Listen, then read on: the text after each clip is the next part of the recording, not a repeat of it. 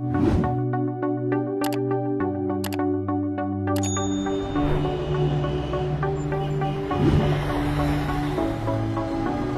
जिला ओडिशार एमिति एक जिला जे निजर उपस्थिति सबुबेले जाहिर करिथाए। एहार उर्वर माटी रे उन्नत धान, मक्का, कपा और पियाजर भरपूर उत्पादन नुआपड़ा को सबुबेले देइछि स्वतंत्र परिचय। नुआपड़ा और एहार जिलावासी सर्वांगीन विकास को दृष्टि रे रखी प्रिय मुख्यमंत्री श्री नवीन पट्टनायक नुआपड़ा को भेटी देउछंती एकाधिक प्रकल्प। एही विकास पर्वरे 5T रो भूमिका उल्लेखनीय। प्रगतिर एही धारा को आहुरी शाणित करिबा पई नुआपड़ा जिल्ला रे सेतु, रास्ता घाट भली भित्तिभूमि निर्माण करा जायछि। गंडमेर ठारू बाबूपाली स्थानीय नाल उपरे 2,26,00,000 रु अधिक टंका व्यय रे हाई लेवल बिजु सेतु निर्माण करा जायछि। एहा द्वारा कोमना ब्लॉक रो गंडमेर, ठकपाली, सिल्भा और तरबड़ पंचायतर 25,000 रु अधिक ग्रामवासी उपकृत हेबे। मखाबदर जीवा पई हमर बेसी असुविधा होतेला, गाड़ी मोटर किछि पार नै होते।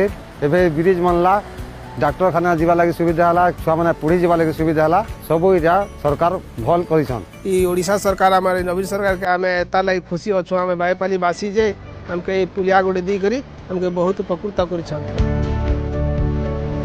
एही सेतु बलांगीर जिला खपराखोल पंचायतर सरेई बाहाल और टंकपाणी ग्राम को संजोग करुछि। एहा निर्माण हेबा द्वारा पूर्वरु स्थानीय आदिवासी को सदर महकुमा को आसिबारे हेउथिबा समस्यार अंत घटिछि।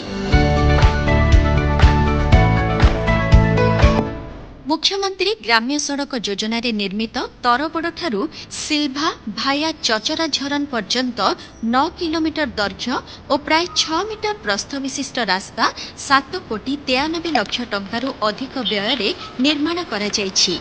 एहा बलांगीर जिल्लार खपराखोल पंचायतर सरेई बाहाल और टंकपाणी ग्राम को संजोग करुछि।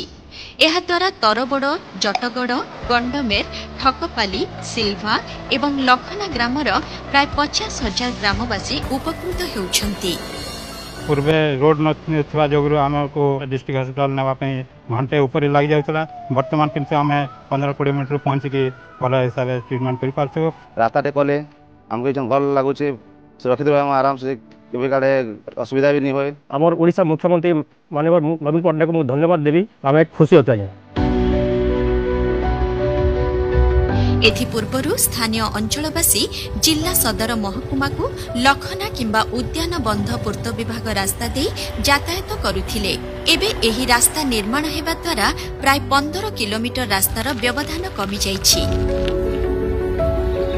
अनुरूप भावरे 7,78,00,000 टंकारु अधिक व्यय तरबड़ ठारू मेंढाताल भाया बाबेघाटी पर्यंत 8 किलोमीटर लंब और प्राय 6 मीटर प्रस्थ विशिष्ट रास्ता निर्माण करा जायछि। एहा द्वारा तरबड़, जटगड़, गंडमेर, ठकपाली, सिल्भा एवं लखना ग्रामर प्राय 50,000 ग्रामवासी उपकृत हेउछंती। पूर्वरु जिला सदर महकुमा को पहुंचीबा पई 15 किलोमीटर रास्ता बुलिकी जीवाकू पड़ुथिला। एबे सेही समस्यार अंत घटिथिबा बेले चासी भाई भौणी मानक ठारू आरंभ करी छात्र छात्री समस्तंक पई मनरे नुआ उत्साह आनी पारिछि। प्रिय मुख्यमंत्री नवीन पट्टनायक विकसित और समृद्ध ओडिशा परिकल्पना को साकार करने सह 6 लाख रु अधिक नुआपड़ा जिलावासींकर आर्थिक और सामाजिक विकास पाई ग्राम्य उन्नयन विभाग सदैव तत्पर।